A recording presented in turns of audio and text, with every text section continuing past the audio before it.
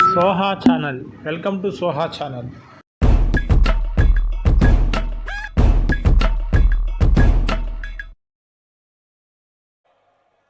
మీటింగ్కి స్థలం ఇవ్వనీయకుండా నానా ఇబ్బందులు పెట్టారు.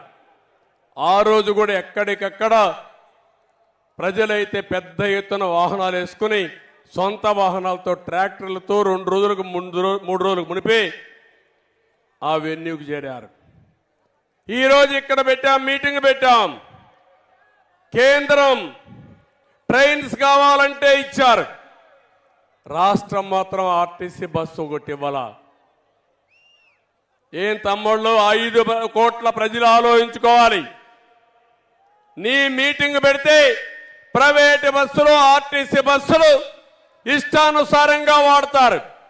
అదే ప్రతిపక్షం మీటింగ్ పెడితే మేము డబ్బులు కడతామంటే బస్సులు ఇవ్వనీయకుండా చేశారంటే ఇది ప్రజాస్వామ్యమాని మిమ్మల్ని అడుగుతున్నా.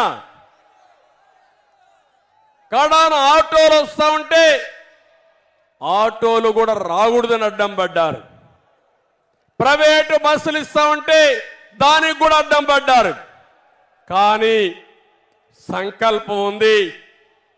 మీరు ఎన్ని ఇబ్బందులు పెట్టినా తప్పించుకొని ఈ మీటింగ్కి వచ్చి బ్రహ్మాండంగా జయప్రదం చేశారంటే మిమ్మల్ని అందరినీ మనస్ఫూర్తిగా అభినందిస్తున్నాను. ఇంకో పక్క భవిష్యత్ గ్యారంటీ మీద ఇప్పటికే కార్యక్రమం మనం స్టార్ట్ చేశాం.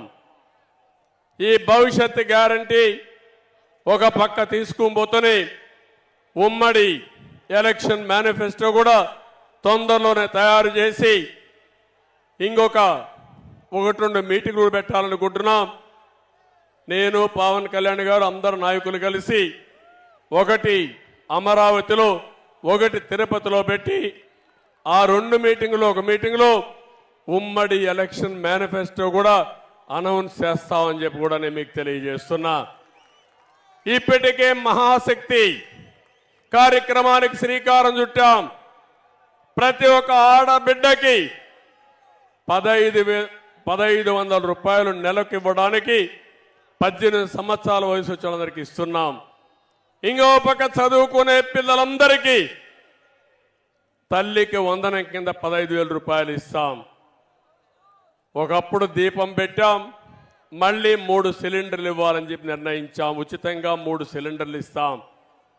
ఆర్టీసీ బస్సుల్లో ఆడబిడ్డలకు ఉచిత ప్రయాణ సౌకర్యం కల్పించడానికి ఇప్పటికే నిర్ణయం చేశాం. ఇది కాకుండా ఇంకో పక్కన మీరు చూస్తే ఏదైతే యువగళం ఒక చరిత్ర, 20 లక్షల మందికి ఉద్యోగాలు ఇప్పించే బాధ్యత 5 సంవత్సరాల్లో ఈ అలయన్స్ పార్టీలు తీసుకుంటాం. ఇది కాకుండా నెలకు 3,000 రూపాయలు నిరుద్యోగులకి నిరుద్యోగ భృతి ఇచ్చి మిమ్మల్ని ఆదుకుంటాం. బాగా చదివించే బాధ్యత, నాలెడ్జ్ ఎకానమీలో ప్రపంచ పట్టణంలో తెలుగు జాతిని, తెలుగు యువతను పెట్టే బాధ్యత తీసుకుంటాం. వ్యవసాయం నేను ఎక్కువ మాట్లాడడం లేదు, ఇంత మునిపే మన వాళ్ళందరూ చెప్పారు.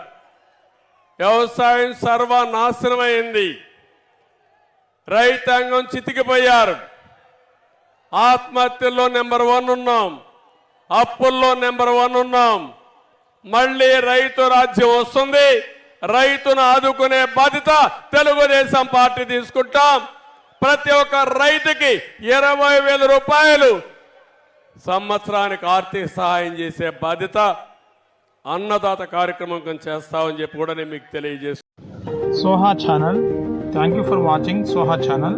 Please subscribe our channel and share and like our channel. దయచేసి మా ఛానల్ని సబ్స్క్రైబ్ చేయండి, మా ఛానల్ని లైక్ చేయండి, షేర్ చేయండి. Thank you for watching.